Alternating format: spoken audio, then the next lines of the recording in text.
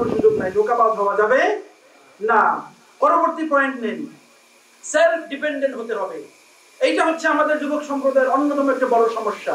আমরা সব হচ্ছে গিয়ে অপরের উপরে নির্ভরশীল, কেউ আমরা সেলফ ডিপেন্ডেন্ট হতে পারি নাই, সেলফ সলভেন্ট হতে পারি নাই। শ্রেষ্ঠ হতে হলে সেলফ সলভেন্ট হতেই হবে আপনাকে। অপরের উপরে নির্ভর করবেন, বাবার উপরে, তারপরে গিয়ে আবার আরেকজনের উপরে, তারপরে আরেক ভাইয়ের উপরে, এর মাধ্যমে আপনি শ্রেষ্ঠত্ব হতে পারবেন না, বরং আজীবন আপনার গোলামি করে যেতে হবে। বরং আপনি সেলফ ডিপেন্ডেন্ট হন। নবী মুহাম্মদ কি শিখিয়েছেন আপনাকে দেখেন। নবী মুহাম্মদ শিখিয়েছেন, তিনি যখন ছোট্ট 8 বছরের বালক, তখন তিনি মেষ চড়িয়েছেন, চড়ান নাই? চড়িয়েছেন কিনা? আমাদের সমাজে একটা 8 বছরের বাচ্চাকে, গ্রামের কথা ভিন্ন, গ্রামে আসলে এরকম থাকতে পারে, কারণ গ্রামের ছেলেরা আলহামদুলিল্লাহ তারা অনেক বেশি সক্ষম শহরের বাচ্চাদের থেকে। আমি যদি ঢাকার কথা বলি, আপনাদেরকে শহরের কথা বলি, 10-15 বছরের একটা ছেলেও ঠিক মতো নিজের পা থেকে জুতাটা পর্যন্ত খুলতে পারে না, এত অকর্মা এরা।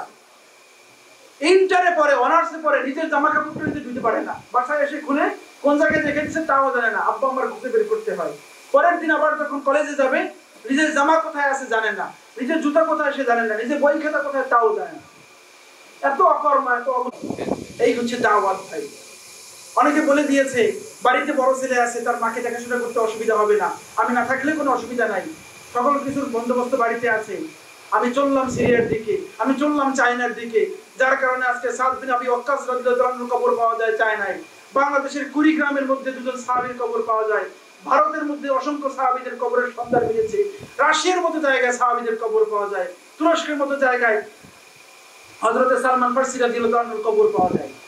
পৃথিবীর প্রান্ত প্রান্তে তারা ছড়িয়ে পড়েছে। একটা আয়াত শুনে শুধুমাত্র, ফালিউবাল্লিগুশ শাহিদুল গায়বা, দাওয়াতি কাজ শুধুমাত্র টুপিওয়ালার যুবকদের কাজ নয়। যখনই আপনি পড়েছেন লা ইলাহা ইল্লাল্লাহু মুহাম্মাদুর রাসূলুল্লাহ, এই বাণী আপনি প্রত্যেককে স্বর্ণকহরে পৌঁছে দিবেন। এটি আপনার ঈমানের একটা দাবি, তবে মুহাম্মাদের রিসালাতের একটা দাবি আপনার উপরে। পারবেন না ইনশাআল্লাহ? খোঁজ নিয়ে দেখাতে আপনার এলাকার মধ্যে অসংখ্য মানুষ আছে যে এখনো কালিমার অর্থ জানে না, জানে না? আছে না এরকম ভাই? আছে। তা আপনি কি করছেন? কাজ করেন ভাই। ওই যে